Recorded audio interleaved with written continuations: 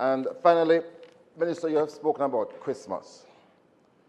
And many consumers are worried about the upcoming Christmas holidays, especially when already there's a noticeable shortage of eggs and chicken meat.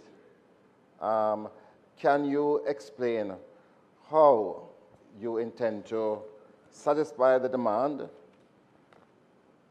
and how are you dealing with the current price increases for other produce that are grown locally, because prices are still very high in relation to certain produce? And finally, just to say to you, Madam Speaker, as the question is asked, why I'm addressing agriculture. On this side, we decide who speak on whatever subject. No. Yes.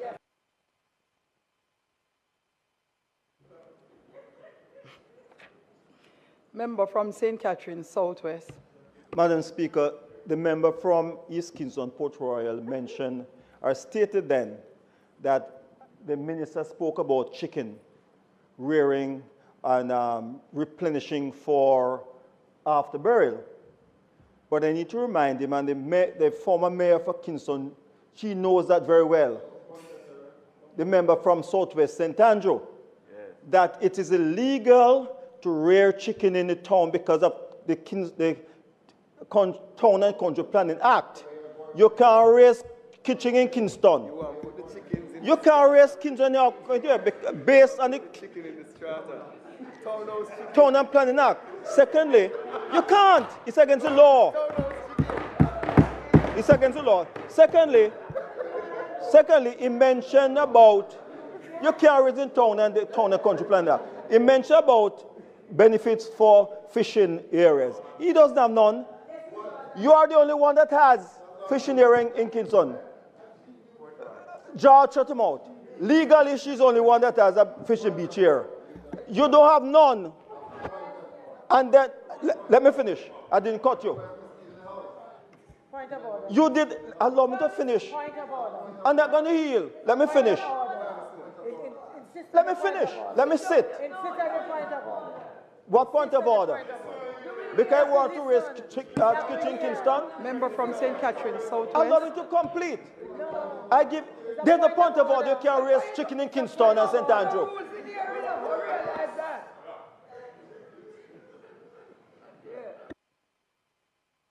Member Hilton, turn your mic off, please. Wonderful. The point of order is that the member is missing in the House in two respects. Firstly, the member is seen so many times in Port Royal eating fish and bami.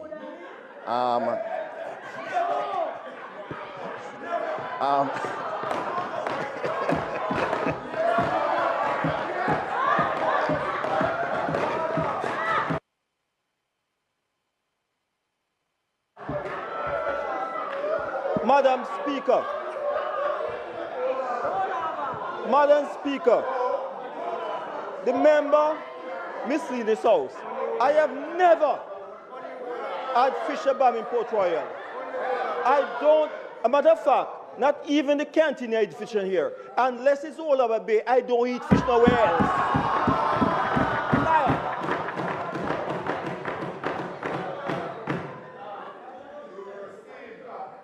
Madam, I wish for this House to descend into this era, but while I might have been mistaken about his identity, the community of Port Royal, and in fact, a portion of Raytown extends into East Kingston.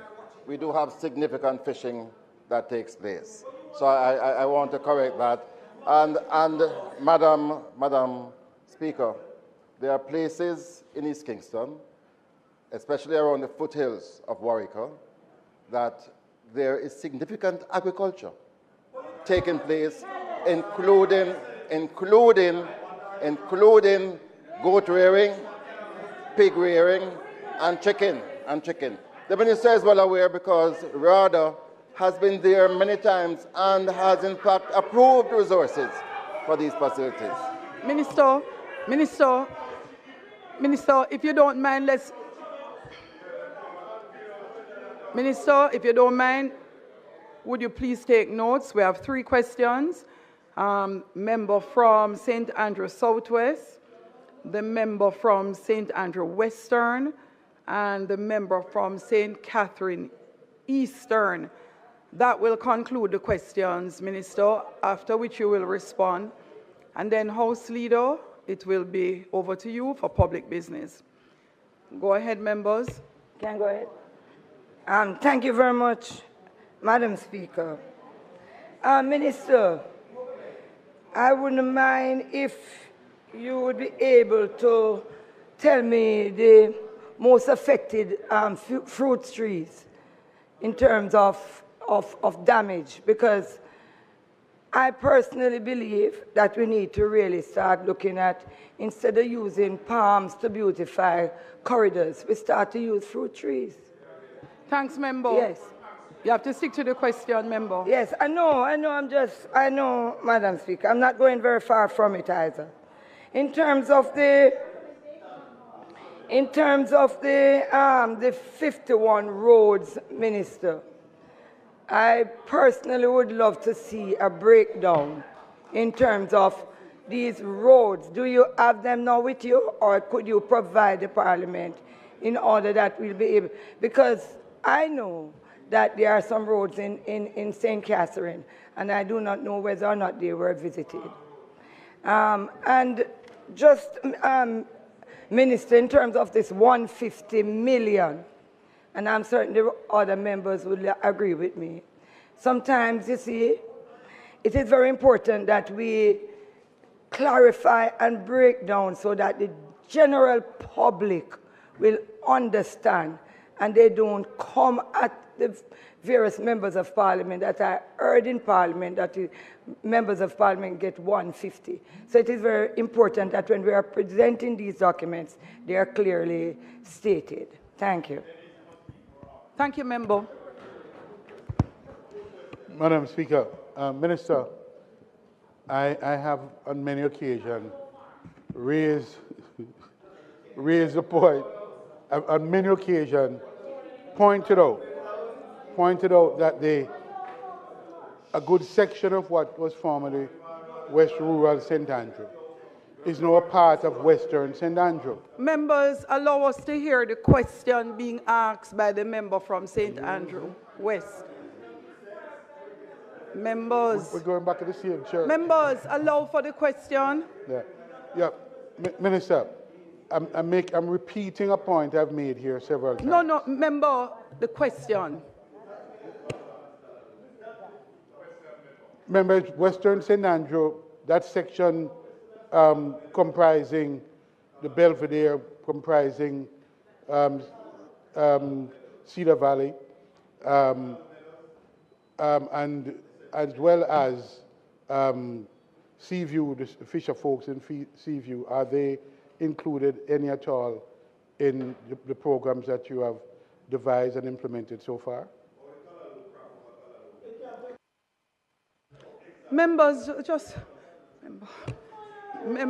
member. Thank you, Madam Speaker. I wanted to ask 2 very simple questions. Minister, am I remembering correctly that the possibility for fiscal management of which you spoke earlier has been made possible given the hard work of people like former Prime Minister Portia Simpson-Miller, former Minister of Finance Peter Phillips, and others who established the foundation for the framework for the results that you are able to speak of? That's question number 1. Question number 2.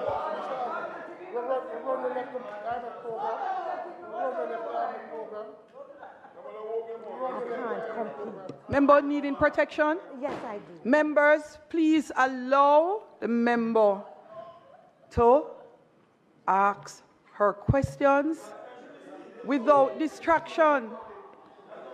Thank you, Madam Speaker. Thank you, Madam Speaker. The second question, the second and final question I wanted to ask.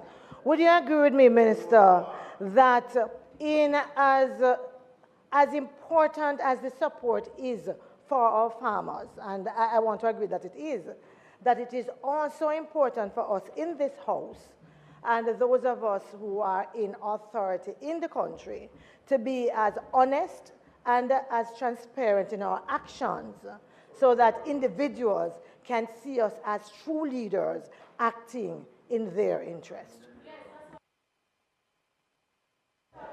Minister, thank you. House, please allow the minister to respond. So, Madam Speaker,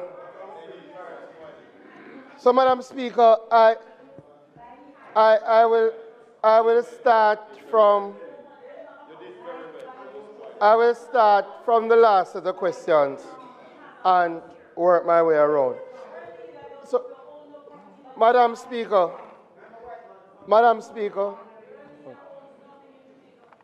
Minister, you may sit.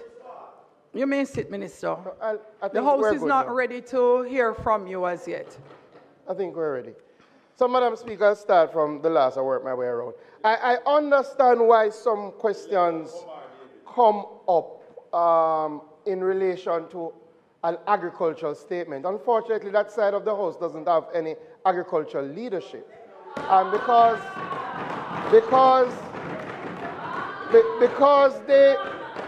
they don't have any, then they stray. They stray and ask questions that have nothing to do with the statement or agriculture.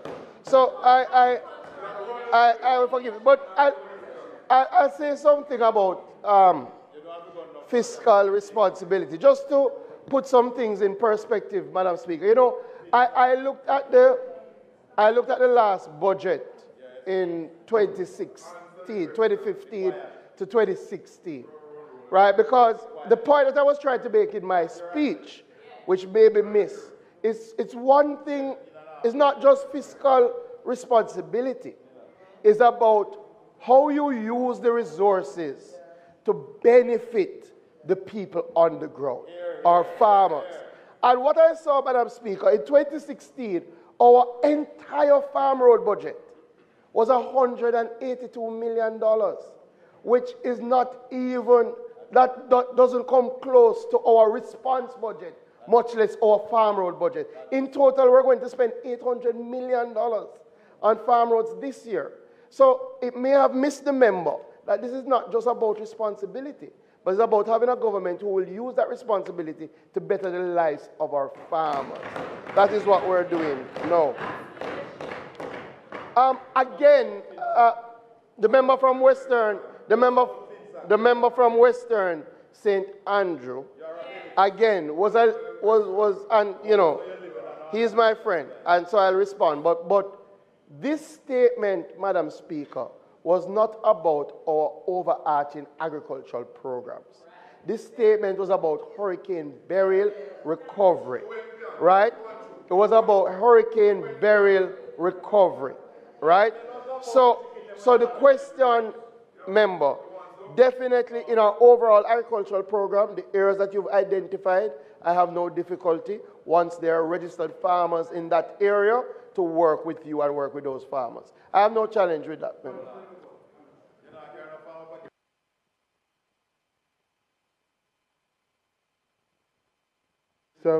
Says that I was not speaking about hurricane barrel damage. I was.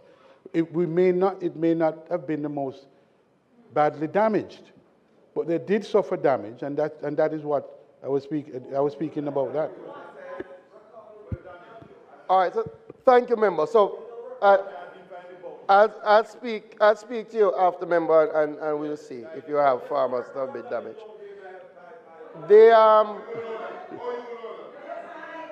The member from Eastern St. Catherine, very excellent suggestion about fruit trees.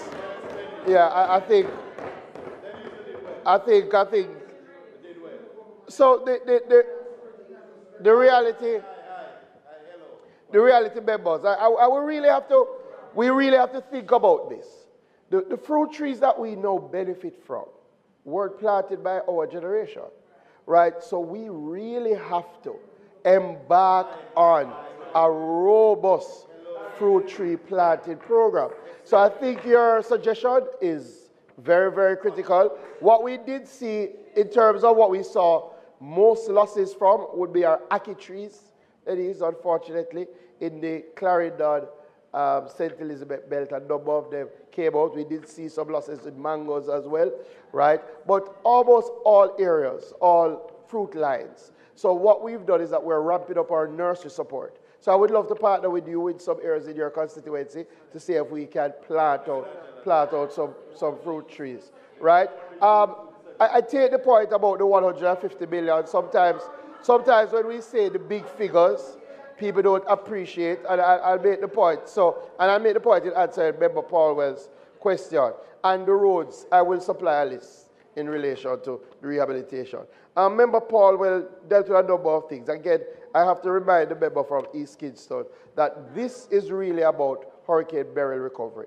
So when you see the table about poultry being distributed, right, it is really to replace the poultry that was lost by farmers, especially in the most heavily affected areas. So you will see a tilt. You will see a tilt towards Clarendon, St. Elizabeth, Manchester, right, parts of St. Catherine, right? But that is not our overall poultry program. So for our overall poultry program, which I did say on the urban harvest, we will also help some of our urban areas. Additionally, what we shared, and you mentioned eggs, member. So what we shared was our broiler chicken distribution of about 57,000. We are starting our pullet distribution for layer chickens. We're starting that in the first week of October, and we're looking to distribute about 50,000, right? So we're going to be helping our farmers, our egg farmers who have lost significantly, to be able to get back. And hopefully, we will be monitoring it for them to be able to get back come by the Yuletide season. I mentioned a few other things. Again, the urban harvest is part of our response, but looking forward, right? And the urban harvest is about how do we build food security in urban areas, right? Especially understanding that some parts of the South Coast are threatened from these weather events. Hence my announcement of the backyard gardening program. And again, backyard doesn't mean that you have to have space. That's why we're going to do some containerized solutions and the vertical gardening. So we're working on that. Just to say, I have toured and I have visited with a number of MPs on your side. Unfortunately, the reality is that not a number of your MPs don't have big farming areas. Nonetheless, I have visited, you want to name, Dr. Guy. We had a wonderful time at the regatta in Padgy Beach, right? Again, working with our fisheries, because that was part of our recovery effort, and the ministry provided direct support so that the fishers could get back out there. And I'll share some of the pictures. And I tour a lot with Member Hannah, because Member Hannah is a big farming area. We have some pictures that can be shared. And I know I am due to go and visit with Miss Natalie Nita, because we have roads. We have roads to open up in that place. That would have come.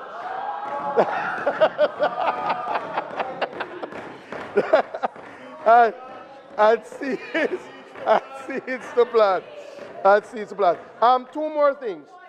Two more. Keep quiet. Two more things. So the 150 million has already been distributed, right? And the 150 million has been distributed. 100 million for agriculture, 50 million for fisheries. The breakdown, there are 3 tiers, right, depending on the level of damage that was suffered: a lower tier, a middle tier, and a high-end tier. Regardless of political affiliation, that makes no difference. MPs would get the same level once they're in the same tier across constituencies. So for example, in the fisheries tier, clearly yourself, Member Paulwell, would have gotten some additional support. I have taken note that you had indicated that the original support was not settled, because I'm happy you raised it, because I was of the impression that it was on your side that you hadn't supplied the list, so we'll speak after.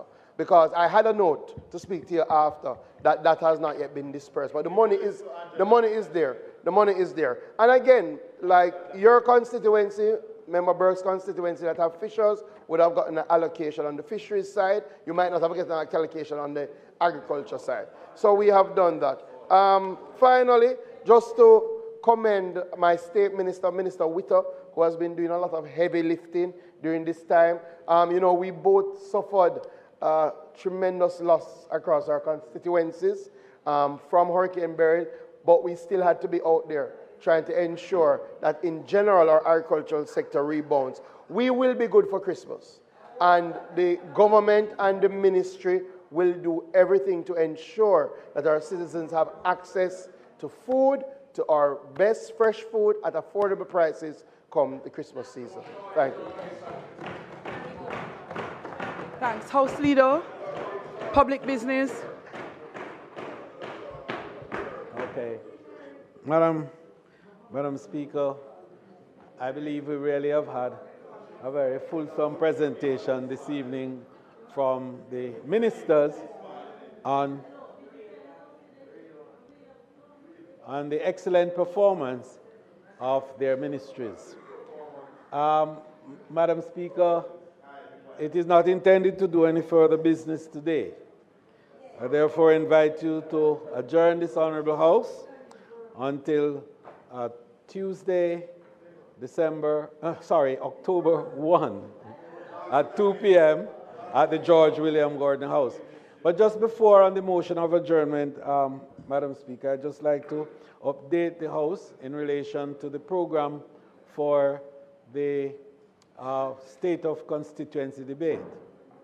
It is intended to commence that debate on the 8th of October, and we will go through to the middle of November in order to catch the budget call, so as to fulfill the requirement of enabling presentations from members of Parliament with regards to needs in their constituency to find a place in the budget considerations.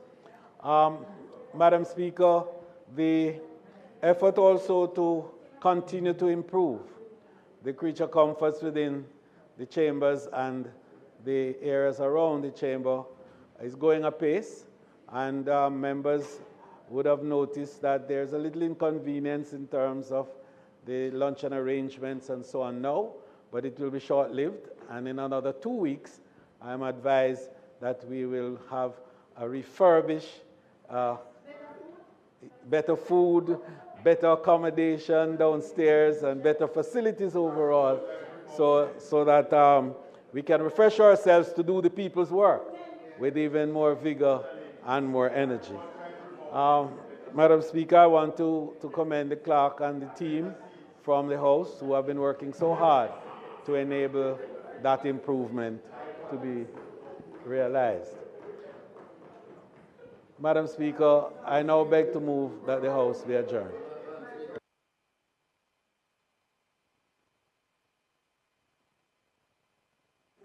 Madam Speaker, as we anticipate the constituency debate, those debates were intended to influence the budget. I'm suggesting that this time around, the Ministry of Finance be properly be present here, and also the Minister, the Leader of Government Business, was supposed to say something about the private members' motion as well. But yes, so we need to hear.